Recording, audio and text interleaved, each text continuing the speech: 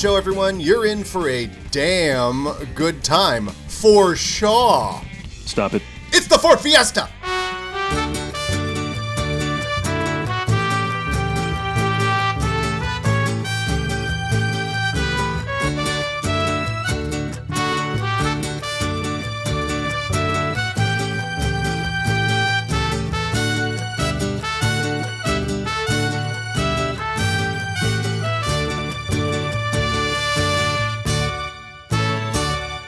I'm Adam Air Force Witt. And I'm Paul Preston, Sabrina. And you may not know what force Gregory Peck and David Niven were a part of in Guns of Navarone, but by the time the franchise got to Force 10, we started to care because that's where Harrison Ford comes in Force 10 From Navarone. But first, some housekeeping. We're going through all of Harrison Ford's filmography, film by film, so please enable our behavior by liking and sharing our posts, letting your Harrison Ford friends know that we're here and doing this, and of course subscribing to the show and following us on social media, at The Movie Guys pretty much everywhere, and themovieguys.net. But before we get to the World War II film Ford chose to follow up Star Wars with, it's time for... What's new in the world of Harrison Ford? Paul? Shall I? Yes, Harrison Ford and Callista Flockhart were sightseeing in Croatia. All the sights. Clearly, there's not a lot of news because he got injured, and they're postponing his presence being necessary on the Indiana Jones 5 set. So he's just killing time. You search Harrison Ford news. Here they're in Croatia. They got their son, and they're just hanging about. And there's a really awkward photo where they're like looking at a camera. It feels like someone said, "Can we get a picture, Mr. Ford? Mr. Ford, Mr. Ford, can we get a picture?" And they kind of went, and then went on with their life. So Croatia. I wonder if he was reminiscing about the time he shot Force 10 from Navarone, because I think that's one of these scenes in Force 10 is in Croatia, like one of the depots they rob or something. I hope he was. You know, Callista. Yeah. Well, this reminds me of that time that Carl Weathers and I... Well, you've made a movie everywhere, Harrison. I had lunch with Dick Cheney. Even Croatia? She's like, even Croatia? Yep, Croatia. You see, we had this dam we had to bomb. And so that's pretty much it. There's not much else to talk about. You know, he's not like greenlighting any new projects or anything. He's got to get this Indy 5 in the can. And I think they might be like months off schedule because of how he got hurt. Yeah, gonna have to be. I mean, also like, yeah, all the Harrison Ford news, people were like, we can kick back. We don't have to find him in a grocery store. We know we got Harrison Ford news coming up. We don't need to harass him. Oh, you'd think that. But if you Google Harrison Ford news, you still get the Daily Mail and other places now following him where he's relaxing. Yeah. Harrison Ford, 79, cuts a casual figure as he visits a wine shop in Mayfair after being forced to take a 3-month filming break in Indiana Jones 5 due to injury. He was shopping at Selfridges, which is a department store in London. He was biking. You know, we always talk about his biking exploits. I guess his injury isn't bad, you know. Yeah, what did he hurt? To where he can... I don't know. But he can bike, and he has been in London. Maybe it's part of the rehab. I don't know. But that's the news on him. It's not a ton, but it's all, how is he killing time? How are we killing time till we get Indy 5? Man, I wonder, I hope he didn't hurt something that prevents him from running and falling more in the movie.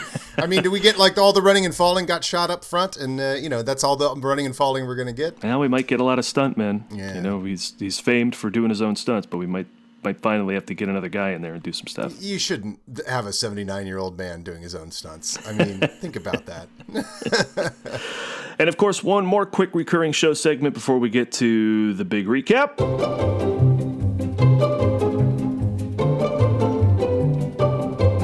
This date in Ford history. August 1st, big day for Harrison Ford, as A Time for Killing is released on August 1st in 1967. Fire! Damn it, fire! And American Graffiti was released on August 1st in 1973. This must be before he established his big... and wait a minute, but let's look at the next one. August 3rd in 1994, Clear and Present Danger is released. So I can't tell what's going on with the... I mean, that's still the summer. With the release dates. It is, yeah, but he's clearly not hitting the July... I'm sure July 4th was Air Force One, and, the big movies probably came out in the Memorial Day, July 4th era of the summer. Yeah. For him to be in August, he hadn't established himself yet. Maybe by 94, people are coming wherever he is, wherever they put out the movie. Also, I seem to remember around 94, there had been a pattern where, you had your big Memorial Day release, and then you had every weekend, Paul Preston and Adam Witt had some Speed 2 to go see, for many summers. But by 94, I seem to remember, and I remember this with Blade, it would be at the beginning of August would be still prestige summer movies, but by the end of it, you were down to like Blade or vampire movies or, something. It was a little late August. There was a dividing line in August. By late August, you were not in the prestige movies. It was like, back to school vampire time or whatever. Yeah, and you had the opportunity to go on a run, though, because I remember Guardians of the Galaxy, I believe, came out early August, and it did so well it had legs and just ran through to Labor Day. Oh, yeah. Because nothing else came out that would be that interesting, to your point. But Time for Killing, that's pre-summer release type thing anyway. So how did you pick a day back then? Time for Killing. When do we release our epic Western that went over budget by $2 million,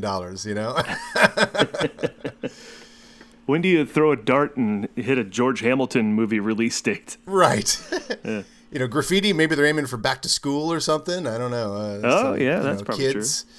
When we swing back around to the summer, it's going to be all Raiders and Indiana Jones and all that stuff. When we get to the 80s, you'll see that because, and I've brought this up maybe not even on this show, but certainly in Movie Guys conversations a lot.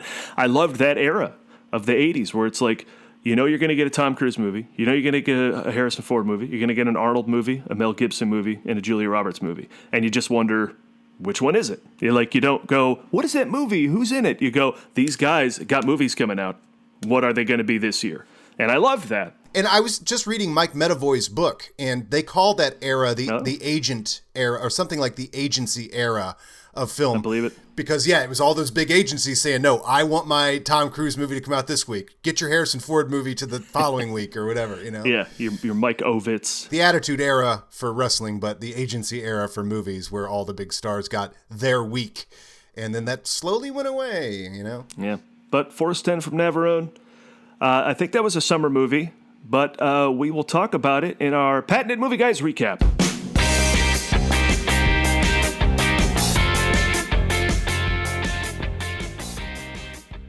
Force 10 from Navarone. May the Force be with you. Is a sequel to 1961's The Guns of Navarone.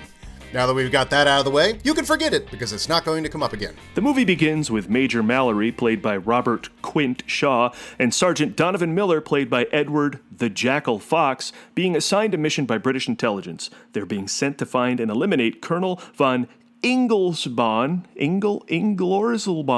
You cut and paste that, didn't you, Adam? You have no idea what Exactly, yeah. It's Ingolsbahn, but I think in German, sure. Ingolsbahn.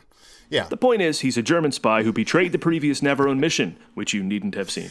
British intelligence believes that Ingolsbahn, using the name Nikolai, is embedded with the... There we go. And for all of us, he uses that name. is embedded with the Yugoslav Partisans, which is not a hockey team. Everybody getting this so far? Their mission? Go behind enemy lines to blow up a bridge crucial to the Nazi war effort. But that's not really what this movie is about. Harrison Ford plays Lieutenant Mike Barnsby, leader of Force 10. Major, move! An American sabotage unit bound for Yugoslavia on a classified mission. Force 10 quickly balloons to Force 13 when Weaver, an Army sergeant... Force 10 quickly balloons to Force 13 when Weaver, an Army sergeant escaping the military police, played by Carl Apollo Creed Weathers, joins the Force along with Mallory and Miller. The mission is so top secret that Force 10 can't register the flight out of Italy, so they steal a plane to fly into Yugoslavia. But who's gonna fly it, kid? I'll tell you who's going to fly that plane. Harrison Ford, that's who. Real-life pilot Harrison Ford takes the wheel to fly them into enemy territory on Air Force 10 from Navarone. But the plane is shot down. Why, yes!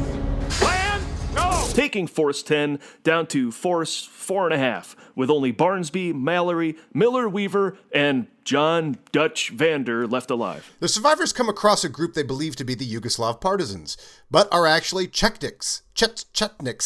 Damn it, Czechs mix.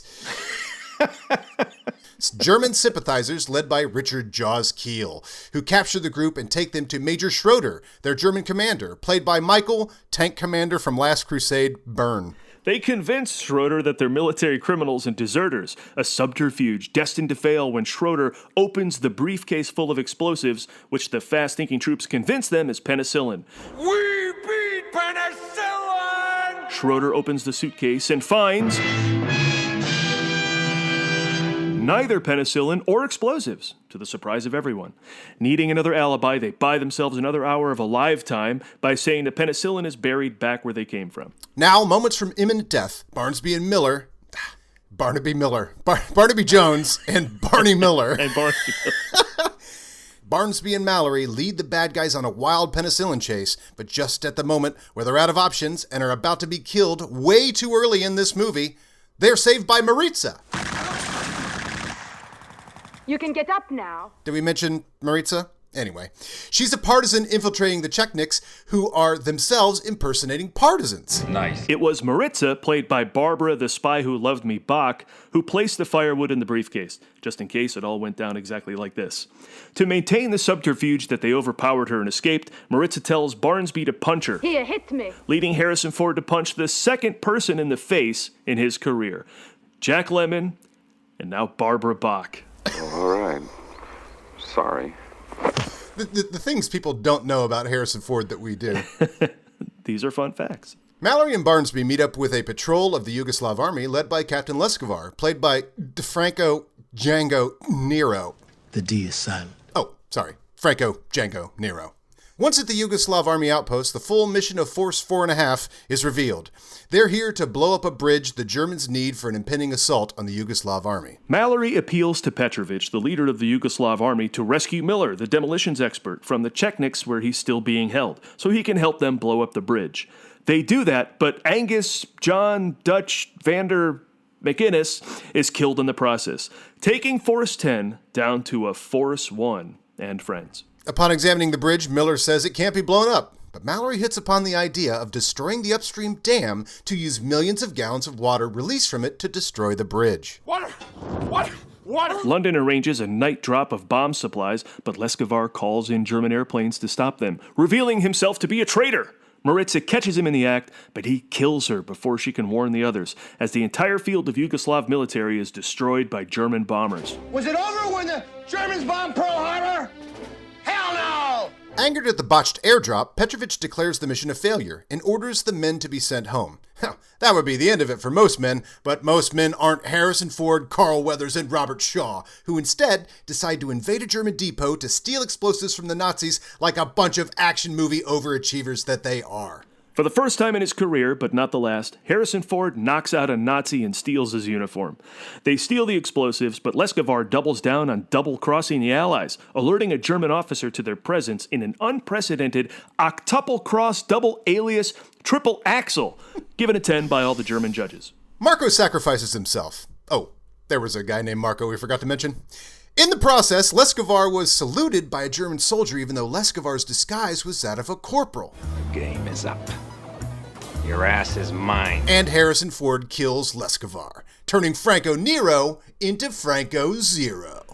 For anyone listening in on audio, Adam is very, very happy with that joke. Laugh it up, fuzzball. Having helped Mallory accomplish his mission of eliminating Leskovar, Mallory now assists Force 1 in blowing the dam. Weaver and Miller set off diversionary explosions while Mallory and Barnsby sneak into the dam. In the woods, Carl Weathers finds a Richard Keel loose in the wild and tussles with him, sustaining an injury, but taking the mighty Bigfoot down. Just as the German military is crossing the bridge with their tank division into Yugoslavia, the dam explodes, sending millions of tons of water towards the bridge, destroying it. Water! Mallory, Barnsby, Miller, and Weaver realize they're victorious, but on the wrong side of the river. Credits roll as they begin their journey back to friendly territory. And author Alistair MacLean frantically types out an ending to this trilogy for Mark Hamill.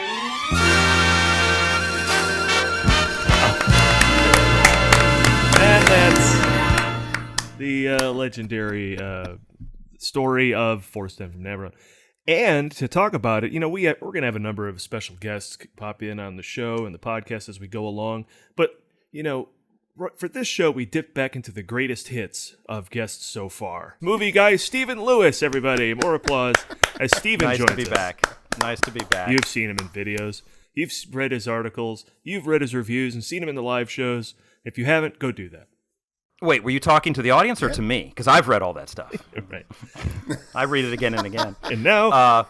well, Steve, you're a fan. Steve, I am a fan. of Steve. I am a fan of this show. I've gotten hooked on the Ford Fiesta, quite apart from my own limited involvement with it, and so I knew I wanted to talk about this one because I was so into this as a kid. This is the only movie in history, apart from the original Star Wars, that I ever sat through twice in the theater when I saw it. So that's how much I loved this movie when I saw it originally, and I've continued to love it at the same level as Adam and I watched it this time around. I was like, I have lost none of my 8-year-old love for this movie because it's that good. Wow, I can't believe you only did the back-to-back screenings twice. I did that for Return of the Jedi. I think I did that for The Doors. Oh, yeah? Yeah, there's tons of movies. Yeah, it wasn't a habit I got into. I didn't generally want to sit that long in a theater, but I did for this, and I did for Star Wars. And of the two of them, I enjoyed the second time through of this more than Star Wars. Star Wars, I was ready to go by the time they got to the trench run the second time around. I was like, okay, come on, I've seen it. Force 10 had me the entire way through both times. So then you are the right guest. Damn. I am. Hey, when I told him we were doing the show, he's like, "Can I be on for Force 10?" It was like literally the first thing that Steve said. That is the first thing I said when I heard about the Ford Fiesta. Adam, what was your first time seeing this movie? This would be on TV, camping with my grandparents. They would camp for about 2 months in the summer in Ohio, in Chautauqua, Ohio, not Chautauqua, New York. Chautauqua, Ohio, and all of their friends would get adjacent campgrounds or camp spots. And my grandparents had a little 5-inch, it must have been maybe 10-inch total color TV that was in there, and all the kids would pile in because that was the, I think, only TV, but also it was like color TV. And this was on a lot because I remember watching it twice at the campground, and all of us, and this is the first time I've watched it all the way through, I think, ever. But as it got towards the end, I think that the 2 viewings I had with my friends at the campground as a kid, again, we're watching it because it's Han Solo, it's Harrison Ford, we're not just any war movie would have gotten us in front of the TV, but this one, that the dam sequence at the end is like the one that really, I feel like that's what we watched both times, and I don't remember much else. And for me, just as a contrast to that story, I was at this movie because it was a World War II Men on a Mission movie, and my older brother was really into those. I didn't realize Han Solo was in this movie until Han Solo walked in the door, and I'm like, oh my God, Han Solo's in it. Wow. Well, I'm going to love it. We just debated Leia or Leia, and now do we have to debate Han or Han, Steve? Which one did I say? Or is it Londo? Well, is there a correct version? Is it Han or Han? Adam has stated that George Lucas says there are regional pronunciations within the galaxy. George Lucas would not correct people on the set because he said it's regional. It's however you say it. That's very ecumenical of him. And I saw this numerous times on HBO.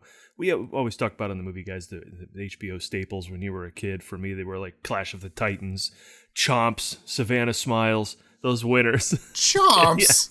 Yeah. Wow. And this was one of the Attack Force Z. That was another one that was on the lot. And this played a ton. So for me, it was like, I just loved Han Solo. I wanted to see what else he was in. What more movies was Harrison Ford? And I saw what I could until Raiders. And then it was just, I wasn't going to miss anything after that. By the way, you mentioned When Savannah Smiles, and this is one of my great regrets as a young child, is that I made my dad go see that movie twice. I made my dad go see a lot of weird movies twice. And the idea that any of those times I was taking him to some terrible movie, that my dad and I could have went to see Force 10 from Navarone with Han Solo in it, and he could have enjoyed a good old-fashioned war movie for 2 hours. I truly regret that. Now you'll find Force 10 from Navarone. Adam, you're always perusing these stations on like your Tubi and your Pluto TV, right? Does it fit in there? I mean, yeah. Based on what you see on those stations all the time, you're always telling me if you really want to study movie trivia, watch Pluto and Tubi, because those are the they can only get the rights for so many movies, and the really obscure ones are going to kill you in movie trivia if you don't know the answer. This might be too mainstream for Pluto. Exactly. This is, they're going to have Oh Heavenly Dog, not necessarily Force 10 from Navarone. Wow, what a pedigree. I mean, apart from Harrison Ford, this cast is just look at this unreal. cast. Robert Shaw from Jaws, Richard Kiel and Barbara Bach from The Spy Who Loved Me. Carl Weathers from Rocky. Director Guy Hamilton, the James Bond director who did Goldfinger. And one rebel pilot from Star Wars, one Imperial officer from Star Wars, and two Indiana Jones villains in this movie. One of them who played Hitler. And one of which played Hitler. You don't get more Nazi than playing Hitler. It is a rogues gallery of rogues. Let's break them down. So, Franco Nero, star of 230-some movies, your original Django, and he just looks great, doesn't he? Oh, my God. Oh, my God. He is just carved out of granite, that guy. And that mustache seems to be just part of his face. It doesn't even seem like a growth. It just is like, that's part of who he is. And here's an interesting story about Robert Shaw. Here's an interesting thing I read is that, he died before this was released. He was in the middle of making Avalanche Express when he had a heart attack. But he was talking about, I don't think I have anything more to say in movies. I don't believe I'll be making them much longer. Then he died. So what should you say? What did he die of? Heart attack. Hard living. A life attack for him. And this is an interesting thing. Richard Kiel is in this. And he was completely dubbed, and I still couldn't understand him. But you could hear the part that always was clear, and I remember this even as a kid, was when he says to Carl Weathers, "Hey, Blackie, I know, right? You bleed red blood." Yeah, I don't think that line would fly anymore. No, for that and the Zulu line. Oh my God! When they talk about Carl Weathers parachuting into Yugoslavia, they'll think there's a Zulu attack or something. I'm like, okay, so is that racist for 1943 or racist for 1978? Is it like, we're going to show you what they how they talked back in the World War II, or is it just 78 being 78? Well, it's definitely, they think that's how they racist were back then, and they felt they could get away with it in 78, and indeed they could because it's in the movie. But yeah, that line would not be in a movie today. No. Not even to paint that character as a bad person, No. which I think it also is like, oh, you don't say that to Carl Weathers. Yeah, I mean, that's what you're supposed to say as an audience. But even now, you wouldn't make a villain say that. I love the line they gave Carl Weathers to say to keep it from the R rating when he was having his big hissy fit. He was like, "You don't give a mother bunch about me." A mother bunch. Right. A mother bunch. Kept it on the PG side of things so I could see this movie as a kid. It's still some 78 PG, though, with naked breasts and the beheading, at one point, too. Right. That's still... The beheading is really the main reason I wanted to stay and see it the second time, because I was like, I know I ain't going to see that part when they show it on edited for television. I wanted to see it. Because how many times do you see a beheading, either before or after this movie? I mean, that was a great shot. Between that and the little shot of Barbara Bach's titties, I was like, yeah, can we sit through this one more time? I want to sit through this one more time. And then, as Adam mentioned, we have Wolf Collar from Raiders of the Lost Ark, yelling in German. We shall take what we want and then decide whether to blow your ship from the water, right? Yeah, one of the three guys whose faces gets melted by the ark. Yes. And then Michael Byrne as, what was his name in this? Schaefer, who plays Vogel in Last Crusade eventually. It's always a thorn in Harrison Ford's side, apparently. He's the tank commander in Last Crusade. Yeah, they have right? a little Weekend at Bernie's fun with him in this, which is cool.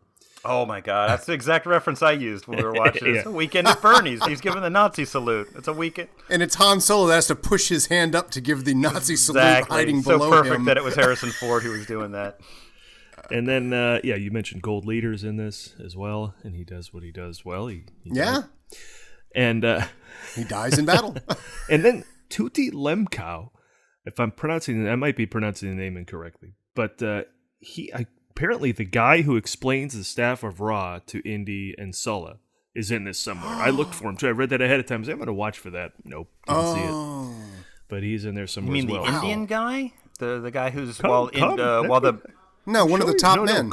Come, show you. No, the guy when the monkey is guy. poisoning the dates. That sequence. Right. Yeah. And Harrison Ford comfortably in a lead at this point. Yeah, this is the biggest role. This is the most screen time Harrison Ford has had on any movie so far, right? Even Star Wars, because he shows up here at 5-6 minutes into the movie, whereas Star Wars is 45 minutes in? And he's a pilot, which is exciting. Yeah, first time he's a pilot. Pilot, right?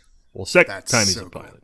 Yeah. Well, yeah, but specifically of airplanes. True, which he does now in real life. And He crashed both of them in the movie and in real life. You know, he's got that line in Last Crusade where his father asks him, you know how to fly a plane? Fly, yes. Land, no. It's like, I don't think Harrison Ford ever does land a plane in a movie. They all crash.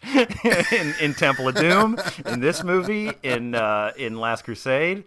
Is there 6 Days, 7 Nights, I think? Yeah, 6 Days, 7 Nights it crashes. Is there a shot of Harrison Ford? Well, no, he does land it in Last Crusade because they do actually land the plane. But boy, he comes. I mean, we've watched a bunch of Harrison Ford movies, and you count the minutes until he enters. Now, we didn't have to count the minutes in Star Wars until he came in. We knew when he'd be entering in that one. But I got to say, it's an equivalent amount of time in a Getting Straight, in a Love. It's a long time before he shows up in Star Wars. This is the first movie where he just comes right in and is Harrison Ford as can be. In fact, I would say we have a new barometer for how Harrison Ford can be in a movie. I think this brings Han Solo down about 5% because he is really Harrison Ford in this movie. Yeah, I mean, screen time would help. So he wins volume, helps him perhaps win his most Harrison Ford-y performance. Well, I don't know. He's pretty Harrison Ford right away as Han Solo. I mean, he's already putting Luke in his place and, haggling for price and then shooting Greedo. I mean, you can't take it away from him for Star Wars. But he's right. Yeah, and Harrison Ford is the commander of the whole mission. Like, that's never been true before. I mean, he is the guy in charge of, now he's not the lead, Robert Shaw is, but in the movie terms, he's the commander. Yeah, and you don't get many war stories anymore that are just straight adventures. You know, they always have to make a comment about war and how sad it is, and it's true, and all the things they say are right, but they just don't have fun with him anymore. Well, and I think that this probably had something to do with why this wasn't more successful, was it was coming out in the wake of all the Vietnam movies and in the wake of Vietnam itself. It wasn't the thing anymore to make a light escapist movie about war, even though it was World War II. I was telling Adam as we watched it, if this movie had come out in 1964, it probably would have done great business. But, it came out the same Christmas as Superman. It came out in the wake of Star Wars. Audiences had we're already seeing things in blockbuster movie terms. I think this movie probably seemed a little too quaint to people. And to your point, The Deer Hunter won Best Picture that year, so they were up for more heavy war films than this. Yeah, and Jane Fonda and Jon Voight both won Best Actor and Actress for Coming Home. So yeah, but this movie just reeks of old school. It feels like they did make it in '63. It feels like it really does. The story takes place, I think, 2 years after Guns of Navarone, and it just feels like they made it 2 years after, but it was, like 16 years later when it finally. So it comes out in 1978, $10 million budget, which was way over what it should have been. I think they were shooting for like 2, and it makes 7.1. The original made $25 million on a $6 million budget. The original Guns of Navarone. Yeah, you don't shoot in Yugoslavia if you're hoping for a big budget movie shot in Yugoslavia. Those two things don't. Well, I was reading that the king of Yugoslavia was a fan of the shoot, and he lent uniforms, equipment, and tanks to the production, and he visited the set. So. Yeah, that's probably the ones crossing the bridge at the end there. This is jumping a gun a little bit on the Ford Fiesta, but it's just kind of like Coppola getting help from the Philippine government for the helicopter sequence in Apocalypse Now. And I think in both cases it aided the sequence because the parade of stuff at the end of this is pretty impressive. The tanks marching over. Yeah. And your tag, and it was screened at Camp David for President Carter, then released. Yeah, was there some danger that it might not have gotten released if Carter didn't like it? I don't know. They're like, oh, he's old school. He'll like it. Yeah, back then he was. And your tagline is, this is a great 70s tagline, too. The odds against them were 10,000 to 1, but what the hell? Well, never tell them the odds. That's the thing. Yeah. But what the hell? That was on the poster? Or tagline. But what the hell? That makes it sound like such a carefree movie of like, hey, we're just in this for the kicks. We're not here to strike a blow against the Nazis. Let's have some fun, gentlemen. And you mentioned Guy Hamilton, yes, director of 4 James Bond movies. And, of course, as we all know, Remo Williams, The Adventure Begins. The Adventure That Didn't Continue. And ends, yeah. And he used footage from the Battle of Britain, I guess a previous film of his, for the plane fight. And now, think about that footage. There's like footage that's completely not shot for this movie. Oh my gosh! In that dogfight sequence, and it's sure enough from a different film entirely. Such was That's low funny budget. because wasn't Battle of Britain one of the films Lucas used to put together his patch dogfight sequence? Didn't he use that when he put the mock edit together of the TIE fighter sequence? Don't know.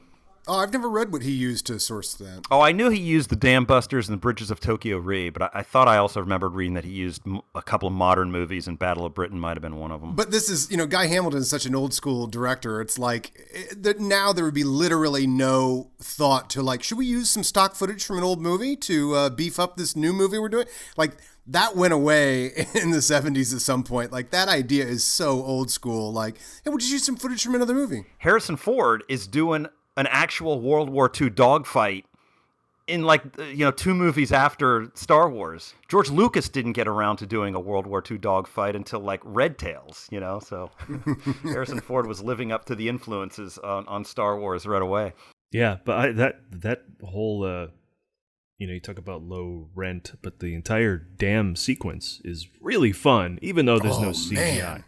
They still just do a lot with miniatures, obviously, and then on-location shots, and the whole end result is really fun. I thought it was cool. And the fact that it's a twofer, because you get to see the dam explode first, and that's exciting. Like, that would be exciting enough. Yes. But then, all that water is going to crush the bridge. I was saying to Adam, water would never be this terrifying again until Titanic. Yes, or Evan Almighty. But the thing is, we've seen a bridge destroyed, Bridge of the River Kwai. We've seen the gun embankment destroyed. Any of those things would be fine and spectacular. But the fact that this movie goes over and above and is like, okay, they've seen bridges destroyed. How are we going to do this in a way that nobody's ever seen before? We're going to blow up a dam, then have that water released and destroy the bridge. I mean, it's just kind of brilliant, really. And it's a great sequence where they explain it, where they actually have Robert Shaw and Edward Fox and Harrison Ford. And the Edward Fox, I love the Edward Fox character too, the explosive expert. And it's just like, hello, yeah, he's so pit British and everything, but he's he's the Simon Pegg of this movie. He's like serves the same role Simon Pegg does in the Mission Impossible movies. But he's like, yes, well, the Army engineers are experts at building things. I'm expert at blowing them up, and I can tell you. I don't know where you learned your job, but I'm talking about the best construction engineers in the business. Yes. Well, they're probably experts at building things, whereas I'm an expert at blowing them up. And then Robert Shaw comes up with the idea, well, what about the dam? It's about 2.5 miles up the river. But my dear chap, why didn't you say so before? Oh, I can do a tremendous job at a dam. Yes. Robert Shaw's character cares enough to put the thought into the mission that isn't even his. Are there any British soldiers who are like badass? I just don't think there are. I think we're going to see Christopher Plummer in Hanover Street. Not badass. Like, they don't have their, Clint Eastwood or Lee Marvin or whatever. They do. They're just all polite. I mean, Robert Shaw he's the. He's not the badass. He's Harrison Ford's the badass. So is there a badass? He's as badass as the British can turn out. I mean, so no. Hey. Well, hey, he's the one that decks Barbara Bach, not Harrison Ford. When it comes time to punch her, Robert Shaw's the one that's got the muscle. So Well, before we get to the Harrison Ford punch count, I do have to say, which up. finally Yes. takes a tick up. We'll get there. But I do have to say, as a kid, I loved this movie because it had Han Solo in it. I mean, and war movies fun. But watching it today, I'm like, I totally see why I love this movie. There are twists and turns. There's a cliffhanger. There's more cliffhangers in this than Star Wars. How are they going to get out of this? And then they get out of it. How are they going to get out of this? And then they get out of it. It happens over and over and over. And they're all really creative ways to get them in trouble with so much backstabbing. And then really creative ways to get them out, which bring in like new characters and new alliances. And then, then the Franco Nero stabs them in the back. That whole thing is just a whole like Hitchcockian suspense scene. There's a lot of great stuff in this movie.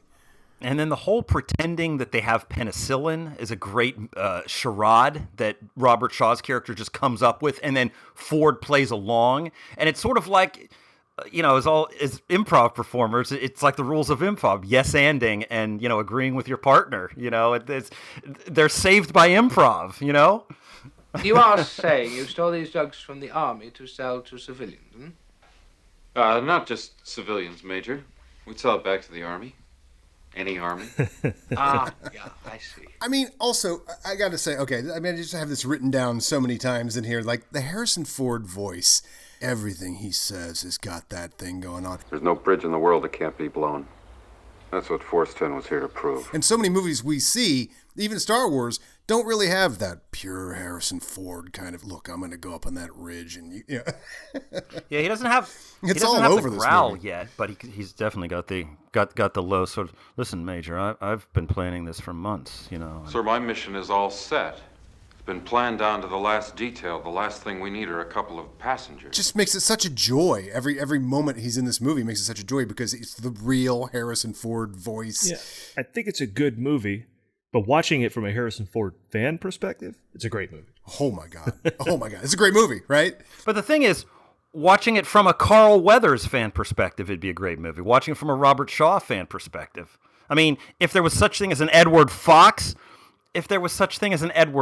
fan, it would be great to watch from his because he's great. I mean, it's when finally all the Force 10 people are dead and it's just Harrison Ford and Robert Shaw, Edward Fox, and Carl Weathers. I turned to Adam and I said, well, the band is together finally. A pretty bold move, 17 years after the Guns of Navarone to just bring back these characters who were Gregory Peck, David Niven, and Richard Harrison, have them played by brand new people.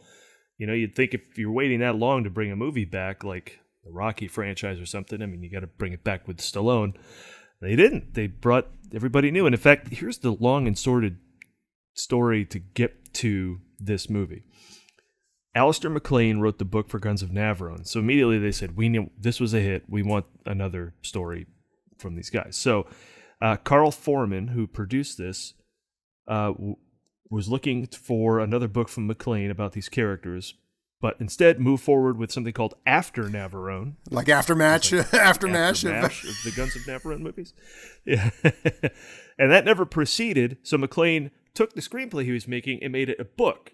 And then 10 years later, they made the book back into a screenplay when they decided to make this and recast it and start all over again. Because they also, by then, realized these three guys, it would not be, they're going to look like it was, years later. So they aged themselves out of being cast in it as well. So they get Robin Chapman to adapt it.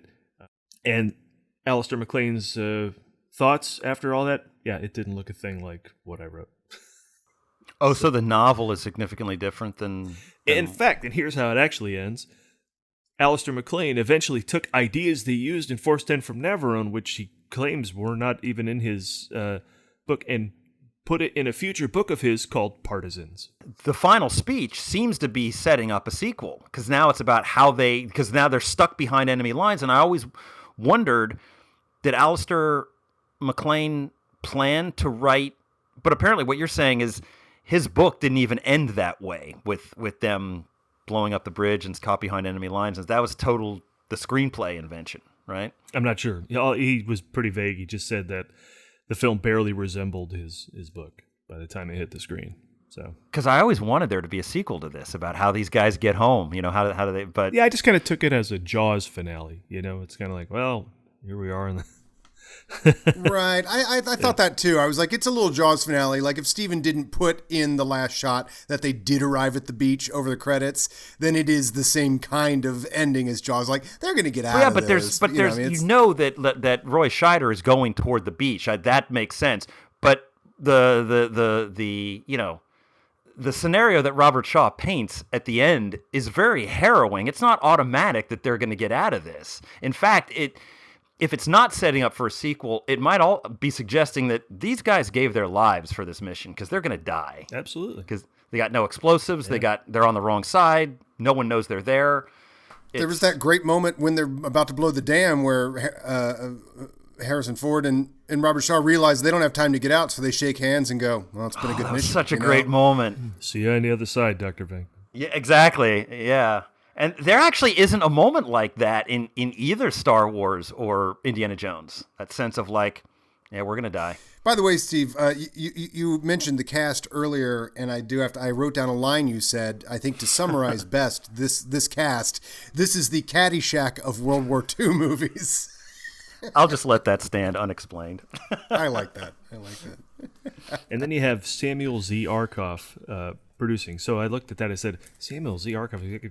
That doesn't sound right. Oh. What's going on with that? And sure enough, he's involved with American International Pictures, which of course was Corman's thing. So that's why this is super low budget and why it was kind of hacky compared to the big budget Columbia Pictures Presents Gregory Peck, monumental thing that the first movie was. And the Golden Globus of its time. Well, sure enough, the director of Guns of Navarone goes on to make all these canon movies. J. Lee Thompson, I didn't know that he directed Guns of Navarone when he eventually went on to direct Firewalker. Oh wow! But Firewalker, Death Wish 4. Is that J. Lee Thompson? Yeah. Crackdown. But I think there's a grittiness about this, probably because of the budget, that really works for it rather than against it. I mean, you get it. You get a sense it's like a little scrappy movie, but when the explosions happen and the gunplay happens that needs to be there, it's all effective. It's the dogfight sequence. It was a little bit dodgy, but that doesn't last very long either, and that's just preamble to. But you know what's not dodgy? The scene where they're trying to flag down they're trying to get explosives airdropped in behind enemy lines, and they light all those torches to form a H for the landing, the heli drop. And it turns out it's an enemy plane, and they shoot the hell out of all those people who just marked themselves. That scene was had a lot of good budget going on. They even lit it pretty well for a night shot too. Oh, I know. And then it has that shot of Barbara Bach getting shot in the back, running away. And I turned to Adam and I said, Harrison Ford's going to do that to a chick in a couple of movies. I mean, that was the infamous thing in Blade Runner when he shoots. Yeah, well, we're not counting women shot in the back. That's not in our definitive. No, I know there's a whole bunch of things that you're not counting, but they have. They have echoes from other Harrison Ford movies. I mean, this is Harrison Ford's first journey to World War II. It won't be his last. It was obviously, we mentioned some of the actors that he confronted, that he'll confront again. A lot of firsts that are not going to be the lasts. You mentioned the time frame thing, very similar to the Death Star at the end, that they have to blow up the dam before the Nazis can cross the bridge into Czechoslovakia. And they're even checking their watch, to emphasize to the audience it's happening now. So yeah, that was very much like the trench run sequence, in that there's a time factor. It's not just that we got to blow it up; we got to blow it up before the Germans come across. And they pulled a Chewie and did the fake prisoner thing, which they exactly. Yeah, the fake prisoner. Steve pointed How great out. was that prison break sequence? That prison set was so cool. I said to Adam, I don't know if prisons actually look like that. I mean, there was a really big cell for 3 guys, but it looks so damn cool. I mean, yeah, some Yugoslavian foundry. Exactly. And the prisoners are up; they're raised up a level, up on the chains, like they're starring in a prison movie or something. Yeah, great echoes. I mean, what great kiddie adventure watching this. What a great ripping yarn of a tale this whole thing is. Even down to when they're trying to get away and the German comes up and starts talking to Harrison Ford and he doesn't speak German, and I felt like I turned to Adam and he was like, yeah, we're all doing fine. How are you? Everything's perfectly all right now. We're fine. We're all fine here now. Thank you. How are you? Conversation anyway. And now, for the next week, I'll have the theme from this in my head, which I did as a kid all the time, too.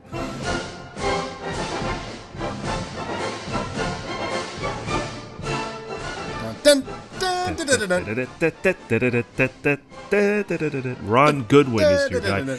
And also, I'm a big fan of movies that have a suite. Yeah, not enough movies have a suite today.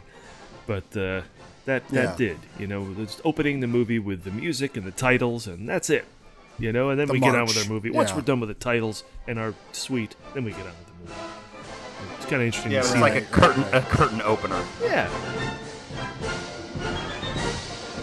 I love how much of this movie just takes place in the forest too, and it's such a prosaic location. But as a kid, it's cheap. But it also it fires your imagination because you're not off in some exotic place. You can imagine having recreating this movie in your backyard in a way you can't. Yeah, you could play this with Star friends. Wars. Because it's just the forest, Totally. it's just trees. This is Harrison Ford's.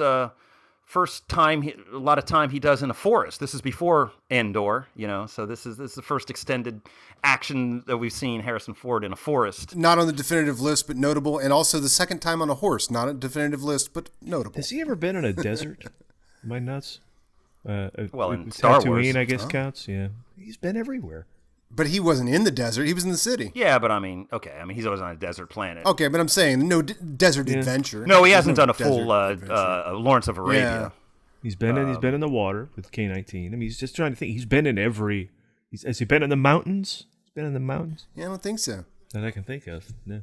Yeah, he'll be in a couple of planes again. Obviously, Hanover Street's coming up. Air Force One, of course, much later. But how many times is he a pilot? Apart from Han Solo, how many times is he actually a pilot? I mean, he's an actual pilot in this movie. 6 days, 7 nights. I think he's a pilot, right?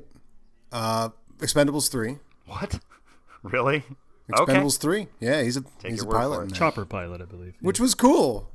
Yeah, chopper pilot in that, but that was cool. You're bringing back all the action stars into the Stallone thing. You bring back Harrison Ford and you cast him as a pilot. I just think that's so cool. That is pretty cool. So then, what is this movie's legacy? Here's how Harrison Ford summed it up in some quotes I found online. It wasn't a bad film. There were honest people involved, and it was an honest effort, but it wasn't the right thing for me to do. He says they picked the part because it was a strong supporting character that was very different from Han Solo. I wanted to avoid being stereotyped as a science fiction type. Later said he took advantage of the chance to work, and it was a job I did for the money. I was lost because I didn't know what the story was about. I didn't have anything to act. There was no reason for my character being there. I had no part in the story that was important to tell. I had a hard time taking the stage with the bull that I was supposed to be doing. That might be the glory of this movie because his fallback is what we love about Harrison Ford. When he's challenging himself, he is not as viscerally interesting as he is when he's just phoning in that pure Harrison Ford growl, right? I mean, I'll take phoning it in Harrison Ford any day. That's why this is an absolute 100 on the scale. That's an interesting perspective. So ambitious Harrison Ford gets you stuff like Mosquito Coast, but Harrison Ford phoning it in gets you Han Solo and Force 10 from Navarone. Which would you rather watch? Yeah. Well, I'm not going to argue the point with you, no. Just a funny perspective on it. You know, the other quote, and I was telling Adam before, that is that I remember reading an account of him where he was having some conference with the director about how to play a certain scene, and the director was just like, it doesn't matter, you're not the person I wanted for this role anyway. And I'm just like, wow, what an incredibly rude thing to say, and who else would you want at this time for that role besides Harrison Ford? You old fart director? That you could get. You don't want the guy from Star Wars? Yeah, okay. Right? Dummy. The line I remember about this is in that hour. It was an hour-long, I think, interview. It was a Charlie Rose interview. Force 10 from Navarone. Yeah. Went off to do this picture with Bob Shaw and James Fox in Yugoslavia. It should have stayed there. If not a lot of people are talking about this movie, there were some people who were for decades. In 2009, the estates of the film's 3 producers sued Sony Pictures for 30 years of unpaid sums over the film, and won. What? So, yeah, what sums were those? I mean, who was clamoring? That's true. For that not a hit movie. But, but then ancillary markets got huge. So DVD and sell it to HBO and now Tubi or whatever, yeah. It's amazing. I didn't realize till Paul just read that this movie didn't even make back its budget. I didn't realize it was that big a bomb. I thought it did okay, but underperformed. That was a dud then. Wow, with Harrison Ford in it. And Robert Shaw and Carl Weathers. And yet, just because of Smokey and the Bandit with, that a Harrison Ford movie with Sally Field released the same year as Star Wars made $33 million on a $3 million budget. It's starting to look at this point like Harrison Ford, Star Wars aside, might not be the person you cast in a movie to get big box office. You know what I mean?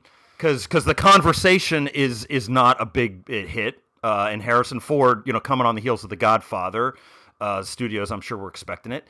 And American Graffiti was. But apart from that and Star Wars are the only really successful movies he's been in so far. Yeah, if I were him, I might have been worried around that time. And then okay, let's do Empire, and then everything took off. Yeah, I think it probably Raiders, when he was cast as the lead in a movie that, shot through the roof, I think that's when his career was set, Until then, he's kind of like between Star Wars and Raiders, he's kind of scrambling to establish a screen identity, a starring screen identity. Well, I think obviously Star Wars is an astronomical hit, bigger than everything. But still, the common knowledge was if you make a sequel to one of these movies, it's going to make 60%, and then the sequel after that's going to make 60% of the sequel's amount. So, diminishing returns, there is a very, very, very good chance for Mark Hamill, Carrie Fisher, and Harrison Ford that this is it for them.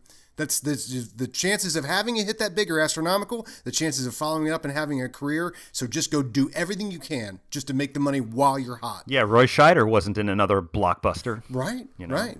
Yeah, so make the money while you can because there's a chance that Star Wars is it for you guys, And he said as much. Yeah. That's why he did this movie. Is because But as that, it was a very good choice. I mean, it didn't turn out to be, but I mean, in terms of like on paper, yeah, there's a follow-up to Star Wars as a World War II actioneer, where he's a commander, as a pilot. I mean, it's checking off a lot of boxes that should work if people were paying attention. I can't believe people that are Harrison Ford fans now would not watch this movie and get some enjoyment out of it. You know what I mean? I highly suggest it. It's on Amazon Prime right now. Harrison Ford fans, if you're listening, go watch this movie. It is a ripping yarn, man. It's a Saturday afternoon thriller. And that's when it would be on HBO when I was growing up. Exactly, right? Every Saturday. So let's further entice you by looking at the Ford definitive list of essentials. Does he have righteous anger? Oh, yeah. Right from the beginning. He doesn't want these Brits on his mission at all, sir. I have healthy men. These guys, whatever. He's pointing a lot too. I was going to say there are two good points. There's one when he's telling the old men to hurry along, get through the fence. We got to go get the plane. Major, move. Yeah, that's it. That's the line. Major, move. Absolutely. Major, move.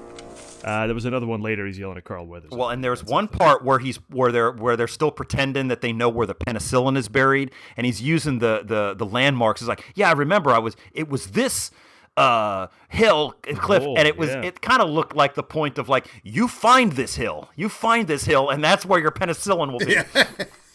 There was the other point that was great. He goes, now look, you. Now look, you. What part of the movie was that? That was probably the Carl Weathers, because I thought he talked to him. Oh, I love the relationship between him and Carl Weathers. He doesn't have a single polite thing to say to Carl Weathers until the very end of the movie. It's always like, what is this guy doing here? And Carl Weathers is always showing up and saving their ass. But he's like, what are you doing here? It is a random character to throw into this story. Does he happen to be in the MPs? Oh, but it's so great. It's so control, and then it's that great way of just like getting a cool guy into the movie, And he does. He drives them around, and then he throws a fit for like being their Mr. T. And he's just like, "Look, someone explain to me what's going on in this mission. You came back to save Miller, but you didn't come back to save me, did you?" And Harrison Ford just looks at him and says, "No, we didn't." You came back for Miller, but you didn't come back for me, did you? No. We didn't. And everything said as Harrison Ford as humanly possible. So good. Oh, my God. All the line deliveries are so Harrison Ford. I have written down here, this is very funny. Under points. Now look, you. Harrison Ford points at 3 people and 2 things. There are 5 points, 3 at people and 2 at things. Wow. It's like Tom Cruise running. It's his jam. Sharp eye. Thank you. Well, we're trained at this point. We've been waiting for points. This is only technically the second movie he points in. And he only points in Star Wars in the special editions. We almost didn't even count that one. So this is really the first Harrison Ford points in Harrison Ford cinema history up to this point. Does he make time for smile and charm, though? Not much, no. Oh, no. That's not rocking in this. They leave the charm for the Robert Shaw character. He's the one who has kind of like the one-liners and has sort of like his British understatement. And Harrison Ford is... It's a nice distribution of qualities, though, because Harrison Ford gets to be all business, and that's kind of cool.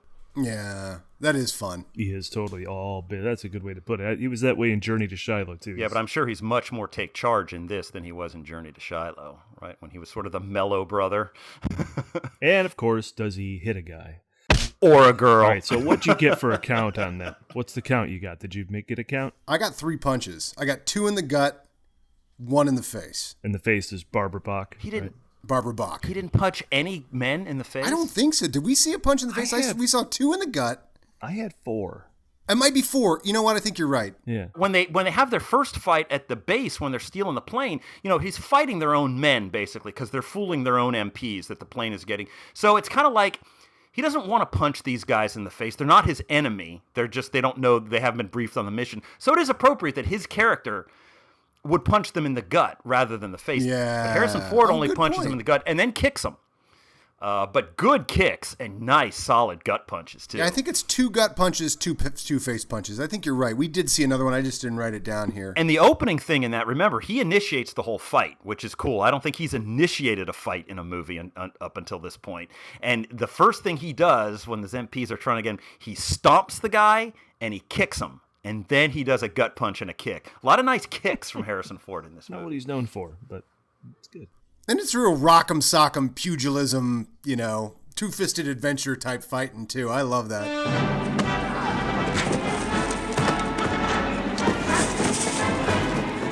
Well, and he gets to shoot a lot of people too. There is some shooting. You are pretty good with that thing, aren't you? Is what Robert Shaw says about Harrison Ford in his piece. Could have been luck. Yeah, you seem pretty good with that thing, though. Could have been luck. That's one of the few laugh lines he gets. Yeah, but he shoots first and second, and I have that written down in one of the scenes here. Barbara Bach shoots before anybody. That was such a cool sequence when they still think she's one of the bad guys. And I mean, it really is like a playground level of double crossing. Like if you were playing with your friends, the Force 10 from Navarone, you would constantly be double crossing your friend. And I'm on this guy's team, and it turns out, it really felt like a Sandlot war fun adventure. But it all was very well thought out. It made sense. It wasn't like Michael Bay sort of like, and then we're doing this, and then you're with, and then you're with, and then this guy, and you don't know this guy, and then yeah. That's how Steve's always imitated Michael Bay pitching any movie. And then this guy's over here, and this guy's, and then all of a sudden, wow. Great, Michael. We'll greenlight that. Yeah, that sounds good. Planet of the Cows. No, the way all of this interlocks with who thinks who's on whose side and who has this amount of information and who is lacking this amount of information, it's all really well done. It's actually a really good script. Oh, I know. It's like structurally 3 of the last 4 movies you've looked at for Harrison Ford, this, The Conversation, and Star Wars are like authentically well-written scripts. You know what I mean? And he's the lead. This is the most Harrison Ford. This is the most Harrison Ford in a movie, with Harrison Ford being the most Harrison Ford. So what do you give him percentage-wise? 100. Yes, absolutely. Can we go 110? Well, wait a minute. Maybe 95 just because he doesn't get to be that funny. That's the only thing that's lacking a little bit. You don't miss it because so because of the charm, other people are funny. They take up the humor mantle, but he doesn't get to do much. I see. I wouldn't take. We're missing roguish charm and being a romantic lover lead boy, too. right? Romantic lead. Yeah. So, but still, 95. I wouldn't go any lower than 95. God, he's so Harrison Ford though in the other parts. Yeah, we're missing those parts. But what do we give Han Solo? 100?